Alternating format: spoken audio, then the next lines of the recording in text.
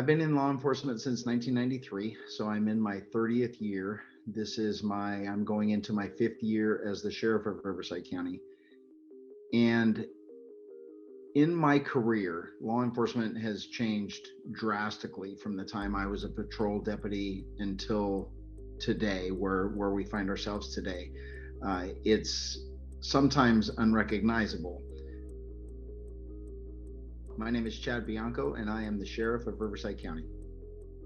I would say that in the last 10 years, criminals have become increasingly more violent and brazen. And this is across the board. This is not just the sheriff's department. This is not police departments. It's not even the state of, it's not just one isolated place. It's across the country. And we are seeing what we are seeing in response to these very lax laws on crime, the push to decriminalize everything, the push to lessen the penalty for something or even take away the penalty for crime, is basically emboldening criminals to do more. It's common sense. You can see this happening, and for our lawmakers to not sit back and think about the consequences of what they're doing over some social agenda it's really horrifying for law enforcement, and it's horrifying for the public that has to deal with it. The brazenness and the violence of criminals that we are seeing today is it's an interesting phenomenon. But I will tell you one major difference from when I was a deputy back 25 years ago, 30 years ago, and what we have now is there was a respect between the criminal and law enforcement. They knew that we were coming to get them and we were going to arrest them. And when they got caught, they got caught. They knew that they got caught, and they gave up and they suffered the consequences.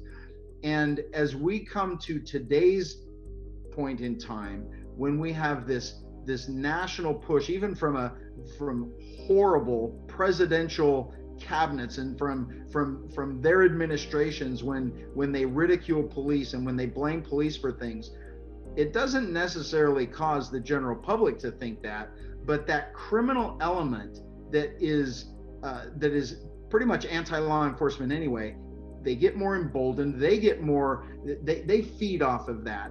And what we are seeing now, when you have politicians that are telling people to stand up, to fight for yourself and fight for your rights against these cops, that's what the criminals are doing. But that hardened criminal, they are emboldened to fight with us. They are emboldened to resist arrest. They're emboldened to run. They're emboldened to steal cars and not stop when we pull them over. Our law enforcement, our deputies, our police, and our deputies are far more likely to be involved in use of force situations than when I was a deputy. And it's solely because of the resistance from the people that we're trying to arrest. We only apply force when there is a resistance. Our use of force is to some type of resistance. If there wasn't resistance, then we wouldn't apply force. So what we are seeing now with this emboldenment of the criminal element is they just have absolutely zero respect for people. They have zero respect for life, and they have zero respect for law enforcement. So we come in contact with them, the chances that they are going to fight with us in an attempt to get away are more likely to happen than not happen.